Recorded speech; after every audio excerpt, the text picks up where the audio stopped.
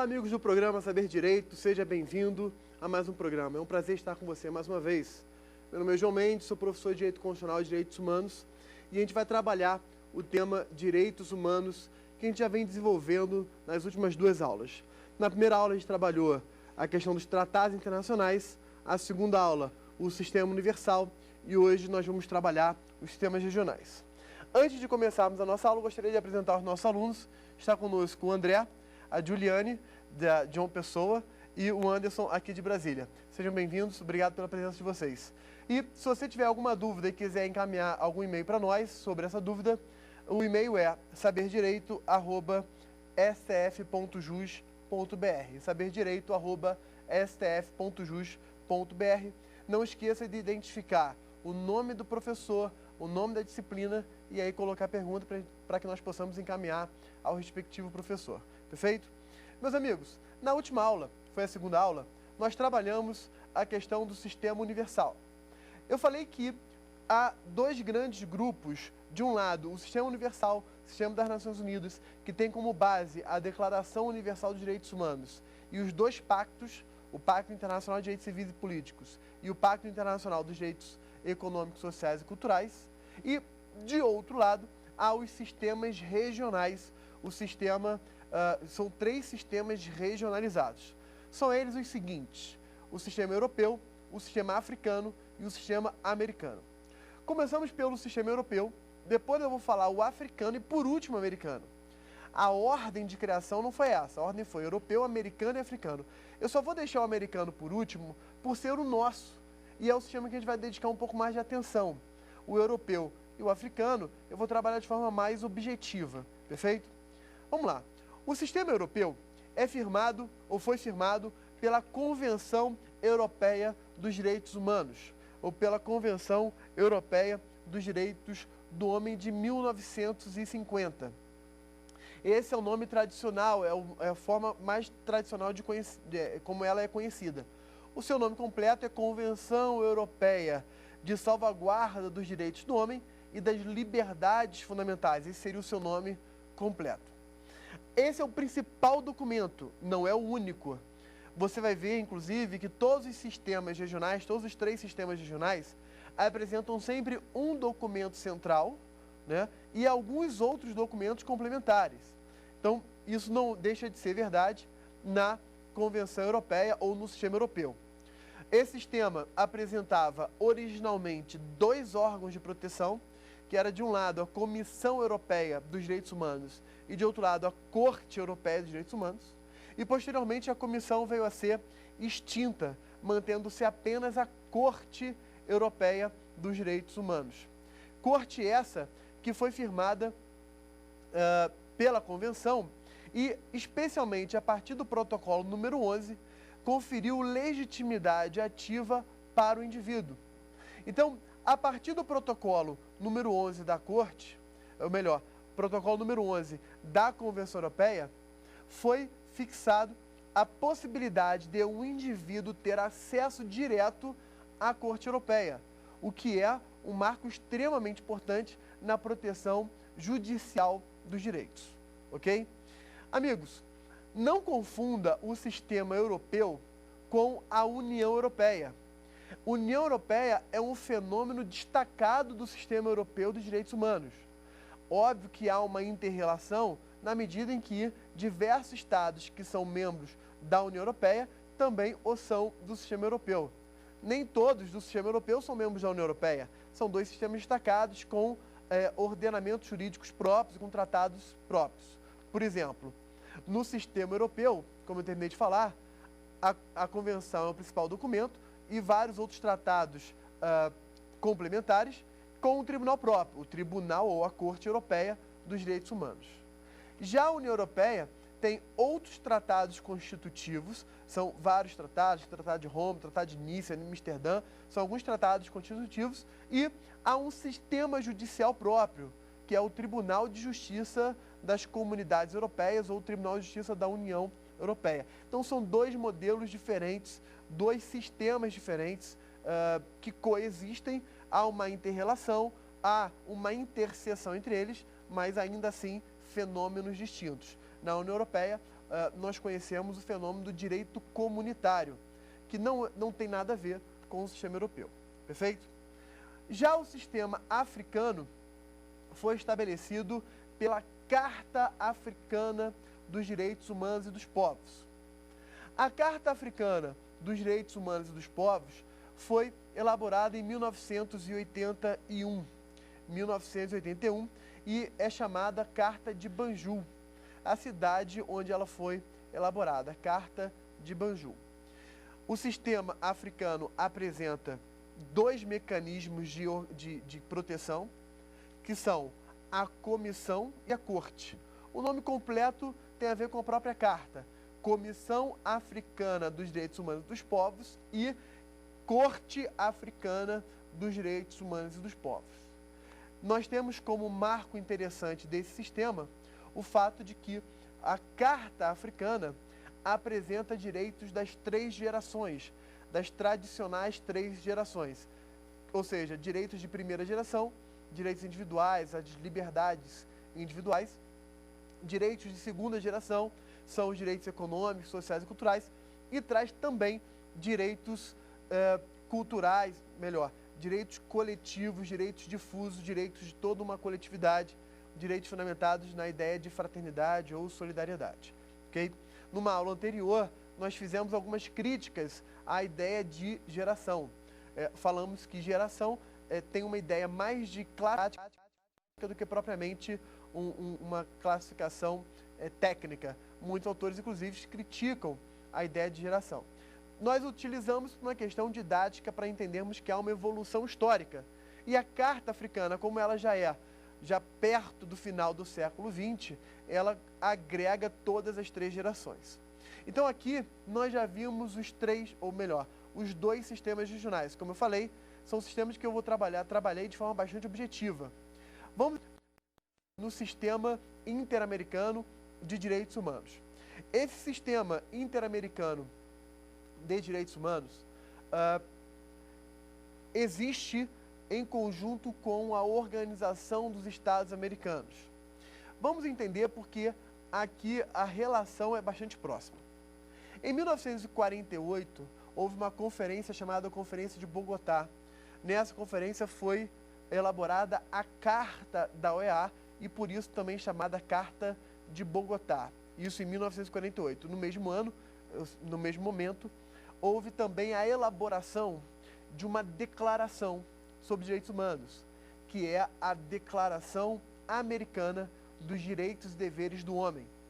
Essa Declaração Americana dos Direitos e Deveres do Homem é de abril de 48, enquanto que aquela Declaração Universal dos Direitos Humanos, que a gente trabalhou no Sistema Universal, que foi a aula passada, essa declaração é do mesmo ano, só que de dezembro, dia 10 de dezembro de 48. Então veja que a nossa declaração, a Declaração Americana, ela chega inclusive a ser anterior à própria Declaração Universal. Perfeito?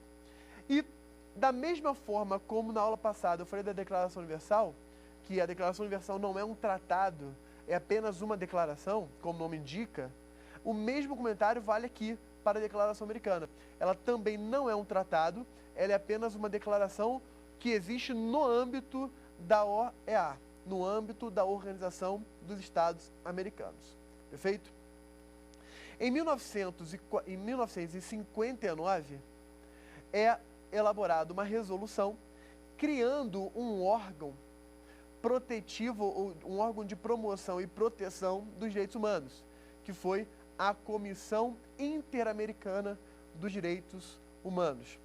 Essa Comissão Interamericana, criada então em 1959 pela Resolução de Santiago, ela visava, num primeiro momento, salvaguardar e promover os direitos conforme previstos na Declaração de Direitos Humanos. Só que, como eu falei, a Declaração de Direitos Humanos não era um tratado. Aquela Declaração Americana dos Direitos e Deveres do Homem não era um tratado, era apenas uma resolução.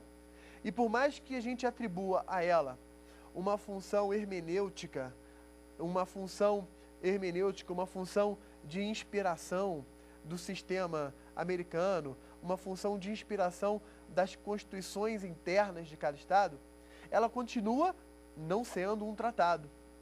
Por isso que, então, em 1969, é elaborado o Pacto de São José da Costa Rica. O Pacto de São José da Costa Rica, que é a Convenção Americana sobre Direitos Humanos, é a mesma coisa, são só nomes diferentes sobre o mesmo fenômeno, sobre o mesmo documento. Essa convenção foi elaborada em 69 e o Brasil só adere e a incorpora em 1992, ou seja, bastante tempo depois. Vejamos um pouco o conteúdo da Convenção Americana, ou seja, do Pacto de São José, e depois vamos falar da Comissão e da Corte Americana, ok? A Convenção Americana, ela lembra o ano dela, 1969. 3 anos antes, houve, lá no âmbito do sistema universal, 3 anos antes, como nós tínhamos visto na aula passada, foi elaborado o Pacto Internacional dos Direitos Civis e Políticos e dos Direitos Econômicos, Sociais e Culturais. Como a convenção é posterior, né, de 69, ela usa como base, ela se inspira nitidamente no Pacto Internacional dos Direitos Civis e Políticos. Tanto assim é que a convenção, ou o Pacto de São José, versa basicamente sobre direitos de primeira geração, ou seja, direitos individuais às liberdades públicas. A convenção apresenta algum dispositivo relacionado a direitos econômicos? Sim, apresenta. Só que de forma bastante objetiva, de forma bastante pontual, sem minudenciar, sem detalhar ou especificar que direitos seriam esses. Faz apenas uma apresentação bastante genérica. Então, a gente pode inclusive dizer que há uma certa falha da Convenção Americana no que diz respeito aos direitos sociais. Essa falha vem a ser suprida efetivamente com o Protocolo de San Salvador, que, na verdade, esse é o nome comum, né, o nome conhecido do protocolo, porque o nome correto, o nome técnico seria Protocolo Adicional à Convenção Americana sobre Direitos Humanos, relativo aos direitos econômicos, sociais e culturais. Esse seria o nome completo do protocolo, simplesmente conhecido como Protocolo de San Salvador, que vem exatamente inserir no âmbito do sistema interamericano a previsão normativa dos direitos econômicos, sociais e culturais. Então eu posso afirmar, sem sombra de dúvidas, que os dois principais documentos, o principal seria a Convenção Americana, ou também chamado Pacto de São José, e o segundo, também importante, seria o Protocolo de São Salvador. Então você nesse momento se pergunta, professor, esses dois seriam os únicos documentos ou tratados relacionados ao sistema interamericano? Não. Existem outros. Só para te dar um exemplo, existe uma convenção sobre direitos das mulheres, sobre direito da mulher, chamada Convenção de Belém do Pará. Existem outros ainda sobre desaparecimento forçado de pessoas e tantos outros tratados temáticos. Como eu terminei de falar, são tratados temáticos, tratados que versam sobre pontos específicos. Enquanto que eles versam sobre pontos específicos, o Pacto de São José ou a Convenção Americana, ela é mais genérica, porque abrange os direitos de primeira geração, e o Protocolo de São Salvador abrange os direitos de segunda geração. Perfeito? O Pacto de São José, a Convenção, traz a previsão de 2 órgãos de proteção. Quais seriam, então, esses 2 órgãos? A Comissão Interamericana de Direitos Humanos, já citada, e um novo órgão agora, que é a Corte Interamericana de Direitos Humanos. Eu falo novo porque a Corte foi prevista pela Convenção, enquanto que a Comissão, ela já existia antes mesmo da Convenção Americana, antes mesmo do Pacto de São José. Perfeito? E aqui eu quero chamar a sua atenção para um detalhe extremamente importante. Perceba só, quando a comissão foi criada em 59, ela foi criada com a finalidade de proteger os direitos humanos conforme previstos e declarados na Declaração Americana dos Direitos e Deveres do Homem, no âmbito da OEA. Quando o Pacto de São José foi elaborado, ele, pacto, prevê que a comissão também deve protegê-lo. Também deve proteger o pacto. Ou seja, monitorar a efetivação do pacto, verificar eventuais violações desse pacto. A gente vai trabalhar melhor daqui a pouquinho as atribuições ou a atuação da comissão. Feito? O que isso chama atenção? Por que é importante citar o fato de que a comissão foi criada num período anterior ao pacto? E por que é importante dizer que ela se relaciona tanto com a Declaração Americana, que é de 48, como também se relaciona com o Pacto de 69? Veja só, se um Estado é membro da OEA, ele não necessariamente será signatário do Pacto de São José. Ora, se ele é signatário, melhor, se ele é membro da OEA, mas não é signatário da OEA, pode a Comissão Interamericana fiscalizar os direitos humanos em relação a esse Estado? Pode, mas apenas no que diz respeito à Declaração Americana. Por quê? Porque a Declaração Americana, como eu tinha falado, ela existe no âmbito da OEA. Perfeito? Agora, se esse Estado, além de membro da OEA, também é signatário da Convenção Americana, se esse Estado, membro da OEA, também é signatário da Convenção Americana, a comissão pode fiscalizar o cumprimento do pacto para esse Estado. Então, repito, se o Estado ele é membro apenas da OEA, a comissão pode fiscalizar apenas no que diz respeito à Declaração Americana. Se o Estado ele é signatário do Pacto de São José, a comissão pode fiscalizá-lo também em relação ao Pacto de São José. Então, se o Estado é membro da OEA, a comissão pode fiscalizá-lo em relação à declaração. Se o Estado é membro da OEA e também é signatário do Pacto de São José, a comissão pode fiscalizá-lo em relação também ao pacto. Então, amigos, já vimos como é a Convenção Americana, o Pacto de São José, e fizemos essa relação entre o Pacto de São José e a Declaração Americana. Eu quero agora falar um pouquinho melhor com vocês sobre a comissão e, posteriormente, sobre a corte. E aí nós vamos ter uma atuação bastante importante.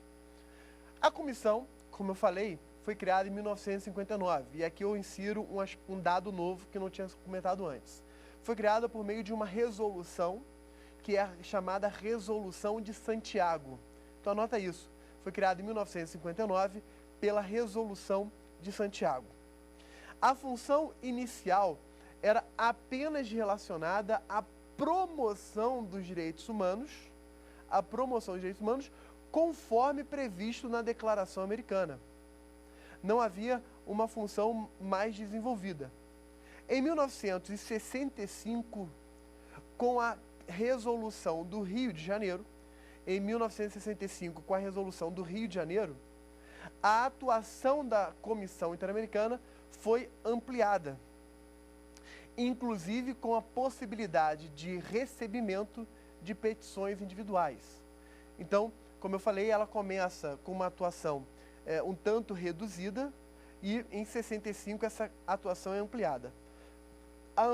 Uma segunda ampliação, e essa mais efetiva e até mais radical, se dá exatamente com o Pacto de São José, quando o Pacto de São José incorpora a comissão como um órgão seu de proteção. Então eu posso dizer que a comissão, ela tem uma função bilateral, vamos colocar dessa forma, ou tem uma dupla fonte de atuação. Uma atuação no âmbito da OEA e uma atuação no âmbito do Pacto de São José. Perfeito? No âmbito dessa atuação, a comissão ela pode ser provocada pelos seguintes legitimados. Pode ser provocada por indivíduo, pode ser provocada por um grupo de indivíduos, pode ainda ser provocada por uma entidade não governamental, ou seja, uma organização não governamental, desde que reconhecida expressamente em pelo menos um Estado membro da OEA. Então, repito, uma pessoa, grupo de pessoas ou entidades não governamentais reconhecidas em pelo menos um Estado membro da OEA. E ainda os estados, eles também podem provocar a comissão. É importante a gente salientar quais são os pressupostos ativos necessários para o exercício do direito de petição individual. Quais são os pressupostos para o exercício do direito de petição? São os seguintes pressupostos. Primeiro, esgotamento da via interna. Por que o esgotamento da via interna é importante?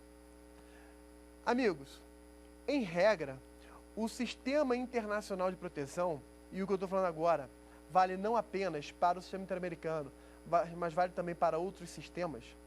Em regra, o sistema internacional, ele é complementar ou subsidiário ao sistema interno.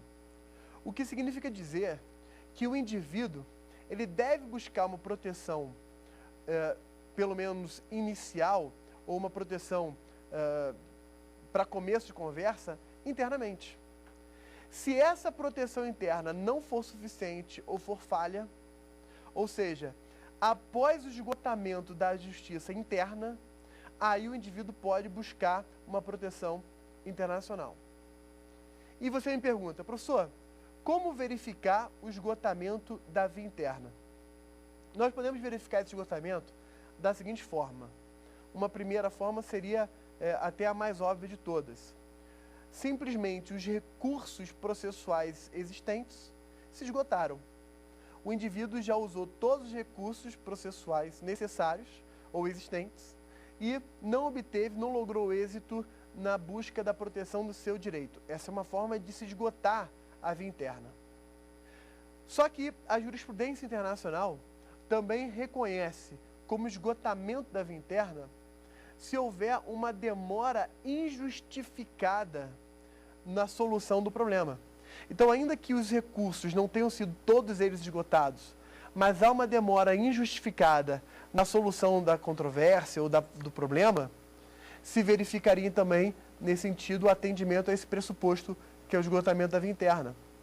Ou, também, uma terceira situação de esgotamento seria a análise objetiva, a verificação objetiva da falta de vontade política, a falta de condições efetivas para solucionar o problema. E aí, nesse caso, então, poderia se buscar a proteção da Comissão Interamericana. Ok, amigos?